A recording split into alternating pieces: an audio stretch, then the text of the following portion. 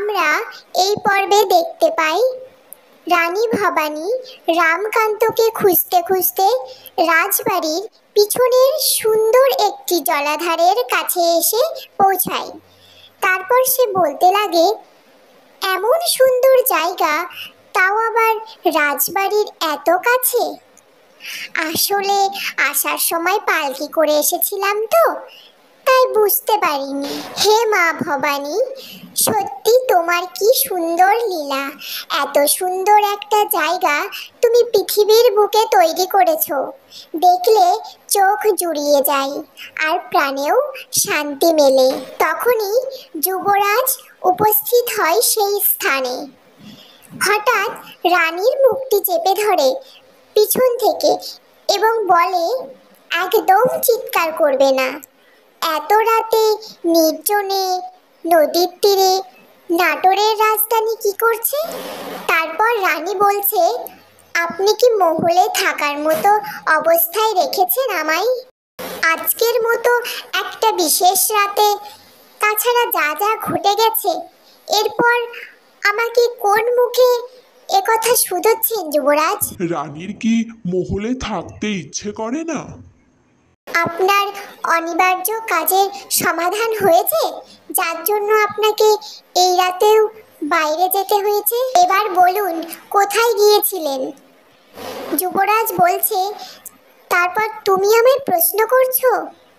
রানী বলছে, হ্যাঁ, কেন করতে পারি না?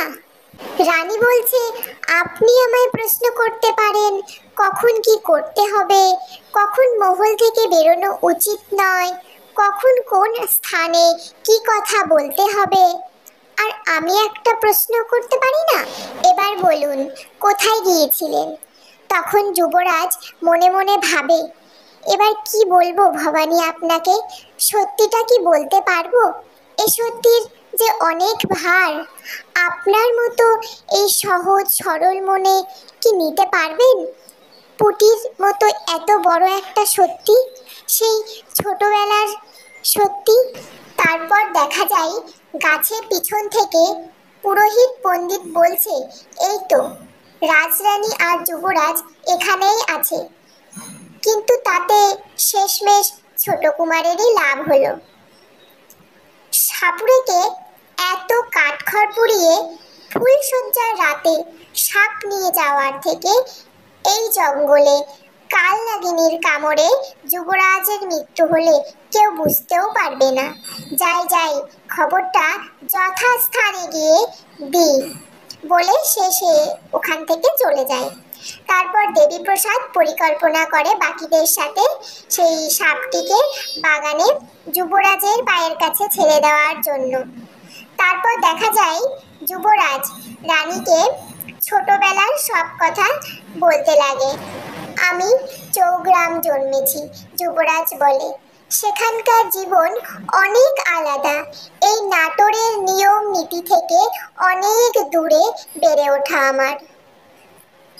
জানো ভবানী, মস্ত বড় একটা উঠোন ছিল আমাদের, একটা শিউলি গাছ ছিল। ঠিক চণ্ডী পুজোর আগে উঠোন সাদা হয়ে যেত। আমি মায়ের সাথে সকালে ঘুম থেকে উঠতাম আর মায়ের আঁচলে সাদা ফুলগুলো দিয়ে ভরে দিতাম। আমিও কলা পাতায় গরম ভাত খেয়েছি। আমি আম পাড়তাম আর পুটি সেই আমগুলো মাখতো। রানী বললে, পুটিকে? যুবরাজ তখন বলে দেয়, আমার সাথে পুটির বিবাহ স্থির হয়েছিল, কিন্তু শেষ পর্যন্ত সেই বিবাহ সম্পন্ন হয়নি। তারপর দত্তক নিয়ে আমাকে নাটোরের রাজা নিয়ে এসেছিল নাটোরে। কিন্তু হঠাৎ রানী জিজ্ঞেস করে, আবার সেই ছোটবেলার পুটির কাছে ফিরে যাওয়া কি কারণে যুবরাজ? সেটা তো বুঝলাম না, সেই উত্তর তো পেলাম না আপনার থেকে। যুবরাজ তখন বলে, আমি পুটিকে একদিন হঠাৎ একটা মন্দিরে ত্রাণ দিতে গিয়ে সেখানে দেখি। আর পুটি তো লগ্নভ্রষ্টা মেয়ে, ওর আর কেউ নেই, ও পথে পথে ঘুরে বেড়াতো। তারপর থেকে আমি ওর দায়িত্ব নিয়েছি।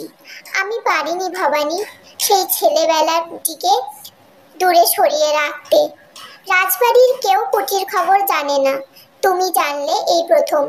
রানী তখন বলে, সেই দায়িত্ব তাহলে আজ পালন করতে গিয়েছিলেন তাই না? যুবরাজ বলে, হ্যাঁ। মিথ্যে বলবো না ভবানী, আমি আপনাকে। পুটির খুব জ্বর হয়েছে, সেই খবর পেয়েই আমি ছুটে গেছিলাম। তারপর রানী যুবরাজের কাছে যে শোনে পুটির জ্বর কমেছে কিনা। এটা শুনে যুবরাজ একটু অবাকই হয়েছিল, কারণ তোমার এই দয়ালু মন যেন কোনোদিনও পাল্টে না যায়, তোমার এই করুণা যেন সকলের মাঝে ছড়িয়ে পড়ে। বলে আজকের পর্ব এখানেই শেষ হয়ে যায় বন্ধুরা।